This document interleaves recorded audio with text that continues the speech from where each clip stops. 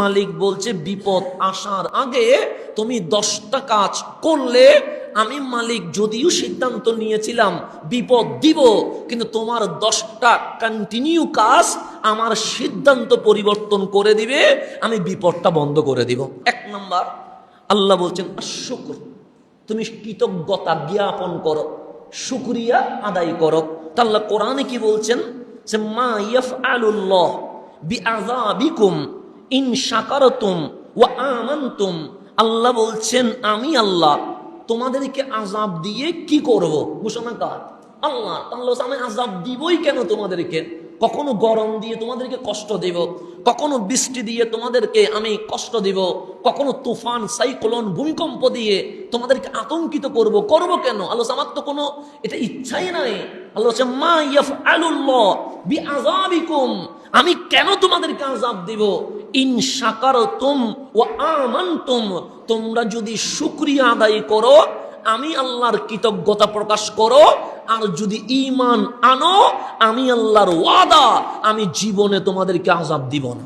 ওয়া কানাল্লাহু শাকিরান আলিমা, নিশ্চয়ই আল্লাহ যারা সৎ কাজ করে তাদেরকে পুরস্কৃত করেন এবং আল্লাহ সর্ব বিষয়ে জ্ঞাত আছেন। এটা 1 নাম্বার ঘোষণা। আল্লাহ বলে কৃতজ্ঞ হলে আমি কখনো আযাব দিব না। 2 নাম্বার, আল্লাহ বলছেন ওয়া ইস্তাআযানা রাব্বুকুম লা ইন শাকারতুম লা আযীদান্নাকুম। হাবিব স্মরণ করেন সেই সময়ের কথা যখন আপনাদের প্রতিপালক রাব্বুকুম, তোমাদের প্রতিপালক, তাআযানা ঘোষণা করেছে লা ইন শাকারতুম, যদি তোমরা শুকরিয়া আদায় করো, লা আযীদান্নাকুম, আমি আল্লাহ আমার নিয়ামত শুধু বাড়াতেই থাকবো, যেটা তুমি ক্যালকুলেট দিয়ে হিসাব করতে পারবে না। ঘোষণা কার? আল্লাহ। নিয়ামত শুধু কি করতে থাকবে? বাড়তে থাকবে। লা আযীদান্নাকুম, সো লা ইন কাফারতুম, যদি অকৃতজ্ঞ হও, যদি শুকরিয়া থেকে পিছপা হও, ইন্না আযাবি লাশাদীদ, আমার আযাব বড় কঠিন। তাহলে আল্লাহ সর্বপ্রথম ডিউটি দিয়েছেন, বান্দা তুমি কৃতজ্ঞ হও, তুমি শুকরিয়া আদায় করো, আদায় করলে আমি আযাব দিব না। আরো আদা করছি, আযাব তো দিব না। লা ইন শাকারতুম, যদি শুকরিয়া আদায় করো, যেই অবস্থা আছো শুধু নিয়ামত বাড়বে, কোত্থেকে আসছে তুমি হিসাবও খুঁজে পাবে না। কিন্তু যদি অকৃতজ্ঞ হও তাহলে অবশ্যই আযাব আসবে। তো আল্লাহ একটা উপমা আপনাকে দেখাচ্ছে। রব্বুল আলামিন বলছেন, হাবিব আমি একটা ঘটনা আপনাকে বলছি, যাতে করে উম্মত এটা থেকে শিক্ষা গ্রহণ করতে পারে। সে কাজ্জাবাত কওম লুতিন বিন নুজুর, আমি যে সতর্কতা দিয়েছিলাম কাকে? কওমে লুতকে। কওমে লুত সেটা মানে নাই, আমি একটা সীমা দিয়েছিলাম, এই সীমার বাইরে যাওয়া যাবে না। আমি একটা হুকুম করেছিলাম, এই নিয়মের বাইরে যাওয়া যাবে না। আমি একটা আদেশ করেছিলাম, এই কাজ করা যাবে না। তো কি হয়েছে? কাজ্জাবাত কওম লুতিন বিন নুজুর, আমার সতর্কতা কওমে লুত মিথ্যা প্রতিপন্ন করেছে, আমার সতর্কতার প্রতি তাদের কোনো ভ্রুক্ষেপ ছিল না। তো আল্লাহ কি করছে? ইন্না আরসালনা আলাইহিম হাসিবা, আমি আল্লাহ তুফান পাঠিয়ে দিয়েছি, এমন প্রচন্ড বাতাস তাদেরকে বর্ষণ করেছি, এক তুফানের কারণে কওমে লুত জেজ্জবর হয়ে গেছে। কেন? কার হুকুম মানে নাই।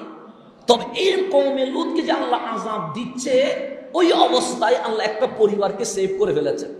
হাজারো মানুষের তুফান হচ্ছে, বাতাস হচ্ছে, এমন তুফান যে তুফানে কওমে লুত জাতি বলা হয় তারা ধ্বংস হয়ে গেছে। কিন্তু আল্লাহ ইল্লা আলা লুতিন, কিন্তু লুত আলাইহিস সালামের বংশধর এই প্রচন্ড তুফানের ভেতরেও আমি আল্লাহ নিরাপদ রেখে দিয়েছে। যেমন বন্দরে তুফান হচ্ছে, এখানে সব বাড়ির উপর এফেক্ট হবে না। এখানে যদি 1000 গড় থাকে, 1000 গড়ের উপর কি হবে? এফেক্ট হবে। তো আল্লাহ বলছে কওমে জাতি সতর্কবাণীকে মিথ্যা প্রতিপন্ন করেছে, করতে দেরি আমি এমন প্রচন্ড বাতাস তুফান জারি করেছি, যেই বাতাসের কারণে কওমে লুত ধ্বংস হয়ে গেছে। ইল্লা, তবে আলা লুত, কিন্তু লুত আলাইহিস সালামের পরিবারের কিছুই হয় নাই। দেখেন তুফানের ভিতরে ওনারাও ছিলেন, কিন্তু আল্লাহ বলছে ওনাদের কিছুই হয় নাই। মালিক হয় নাই কেন? নাজ্জাইনাহুম বিসাহারিন, রাতের শেষ ভাগে আমি আল্লাহ ওই তুফান থেকে ওনাদেরকে উদ্ধার করে ফেলেছি। মানে হাজারো গোষ্ঠীর মাঝে লূত আলাইহিস সালামের পরিবারকে আমি সেফ জোনে নিয়ে আসছি। মাওলা কেন নিয়ে আসছো? যে নি'মাতাম মিন ইনদিনা, তা আমি আল্লাহর পক্ষ থেকে উপহার গিফট করেছি। কাযালিকা নাজজি মান শাকারা, যারা শুকরিয়া আদায় করে, কৃতজ্ঞতা জ্ঞাপন করে, আমি আল্লাহ তাদেরকে এইভাবে কঠিন বিপদের মাঝখান থেকে উদ্ধার করে নিরাপদ স্থানে নিয়ে যেতে পারি। তাহলে আমার আল্লাহ বলছেন, তুমি যদি পুরা এলাকা শুকরিয়া আদায় করে সেফ হয়ে যাবেন, আর পুরা এলাকা যদি মিথ্যা প্রতিপন্ন করে, আর আপনি যদি সিঙ্গেল চলে আসেন যে মালিকের শুকরিয়া আমি আদায় করব, আল্লাহ বলে ওখানে যদি আমি করোনা মহামারীও দিই, ওখানে যদি আমি দুর্ভিক্ষও দিই, ওখানে যদি আমি সুনামিও দিই, ওখানে যদি আমি তুফানও দিই, তোমার কোনো ভয় নাই। আমি রাতের অন্ধকার শেষ ভাগে তোমাকে যে কিভাবে নিরাপদে নিয়ে আসবো, এই দায়িত্ব আমি আল্লাহ নিজেই নিয়ে নিয়েছি। তাহলে দেখেন আল্লাহ শুকরিয়ার কতটুকু মহান মর্যাদা ঘোষণা করেছেন। এক শুকরিয়া মালিক বলে সমস্ত বিপদ থেকে উদ্ধার করে ফেলবো।